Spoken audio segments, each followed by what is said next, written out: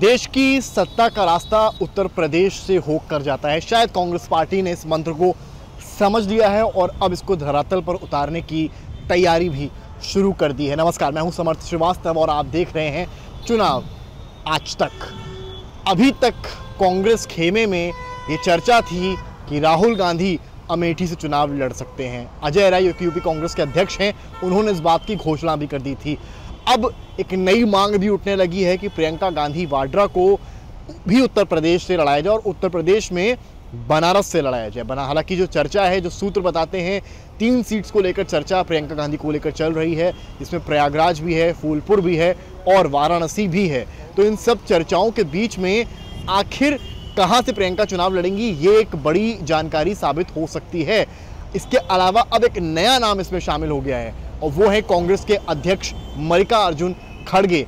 सूत्र ये बता रहे हैं कि मल्लिकार्जुन खड़गे को भी उत्तर प्रदेश से चुनाव लड़वाया जा सकता है और इसको लेकर कांग्रेस पार्टी में आजकल चर्चा चल रही है। और जब चर्चाएं खत्म होंगी तो इस आइडिया को कहीं ना कहीं इंडिया गठबंधन के सामने भी पेश किया जा सकता है और समाजवादी पार्टी के साथ भी डिस्कस किया जा सकता है। ऐसा क्यों, ये भी हम आपको बताएंगे। 2 जगह यानी कि बाराबंकी और इटावा, ये 2 ऐसे जिले हैं जहां से कांग्रेस पार्टी सोच रही है, समझ रही है कि खड़गे को यहां से चुनाव लड़वाया जाए। खड़गे दलित चेहरा हैं और पार्टी को ऐसा लगता है कि खड़गे को अगर चुनाव लड़वाते हैं तो दलित वोट में कहीं ना कहीं सेंधमारी होगी।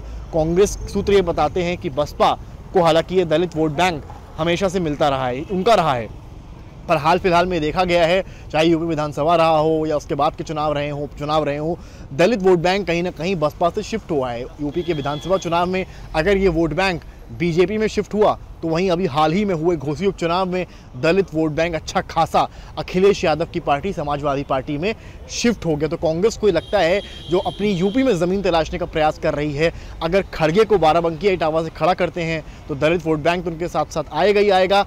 3 बड़े नेता उत्तर प्रदेश से चुनाव लड़ेंगे और जैसा कहा जाता है, देश की सत्ता का रास्ता कहाँ से जाता है? उत्तर प्रदेश से। हालांकि इस पूरे मामलात पर यूपी के अध्यक्ष कांग्रेस के हैं अजय राय, उन्होंने खुलकर बातचीत करी है। आइए आप जानते हैं कि जब हमने उनसे ये सारे सवाल किए तो उन्होंने क्या जवाब दिए।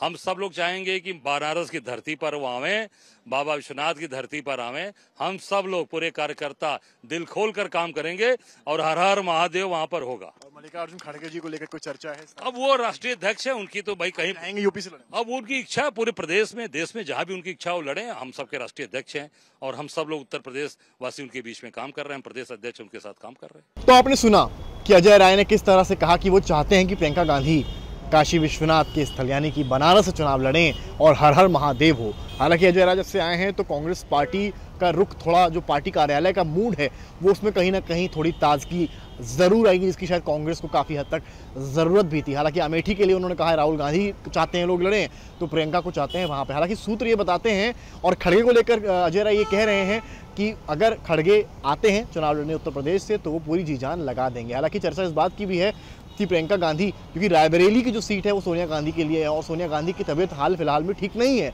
तो कांग्रेस पार्टी ये सोचती है कि अगर उनकी तबीयत नासाज रहती है तो ऐसे में रायबरेली से प्रियंका गांधी चुनाव लड़ेंगी और वैसे में प्रयागराज, फूलपुर और बनारस का जो चर्चा है वहीं पर खत्म हो जाएगी। पर यह सारी चीज़ें निर्भर करेंगी सोनिया गांधी की तबीयत को लेकर। फिलहाल मल्लिकार्जुन खड़गे एक नया नाम इस कड़ी में जुड़ चुके हैं जिनको लेकर इस वक्त चर्चाएं गर्म हैं। हालांकि समाजवादी पार्टी क्या कहती है वो भी समझना पड़ेगा, क्योंकि समाजवादी पार्टी की भी जिम्मेदारी होगी। इटावा जो सीट है वो गढ़ है मुलायम सिंह यादव का रहा है, तो ऐसे में कहीं ना कहीं एक तरफ खड़गे को खड़ा करने से सपा को सहयोग तो मिलेगा ही, साथ साथ कांग्रेस को भी सपा का सपोर्ट इटावा में ज़रूर मिलेगा। आइए सुनते हैं इस पूरे मामलात पर क्या कहा है समाजवादी पार्टी के प्रवक्ता अमिक जमाई ने। देखिए, ये बात तो सही है कि जो अनुसूचित वर्ग है वो बहुत परेशान है।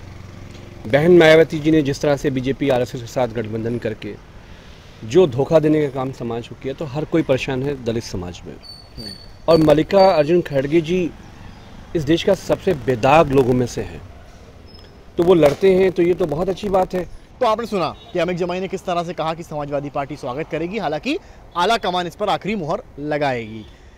पर बीजेपी से जब ये सवाल होता है तब जवाब अलग अलग आते हैं। बीजेपी ये कह रही है कि अगर खड़गे यहाँ से चुनाव लड़ेंगे तो उनकी ज़मानत ही जब्त हो जाएगी। इतना ही नहीं, बीजेपी कह रही है कि 80 के 80 लोकसभा सीट्स बीजेपी आएगी और चाहे कितना भी ताना बाना विपक्ष मिलकर बुन ले गढ़ ले, उनको हताशा ही हाथ लगेगी। इस बारे में जब यूपी सरकार में मंत्री दयाशंकर सिंह से, जिनकी संगठन में भी अच्छी पकड़ है, उनसे जब हमने बातचीत करी तो जानिए, समझिए और सुनिए कि उन्होंने क्या कहा।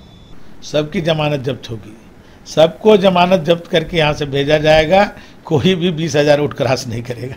तो आपने सुना कि दयाशंकर सिंह ने किस तरह से कहा कि मल्लिकार्जुन खड़गे की जमानत जब्त हो जाएगी और भी तीखे हमले उन्होंने कांग्रेस पार्टी और खड़गे पर करे हैं। तो मोटा मोटा कहानी ये कि 3 बड़े नेता यानी कि खड़गे, राहुल और प्रियंका अगर यूपी से आते हैं तो ज़रूर इंडिया गठबंधन के लिए खुशखबरी हो सकती है, पर बीजेपी के लिए फिलहाल कोई ऐसा लगता है कि कोई टेंशन की बात नहीं है और बीजेपी मानती है कि कोई भी आ जाए पर सारी लोकसभा सीट्स बीजेपी के ही पास आने वाली हैं। कैमरामैन गौरव के साथ समर्थ श्रीवास्तव, लखनऊ, चुनाव आज तक।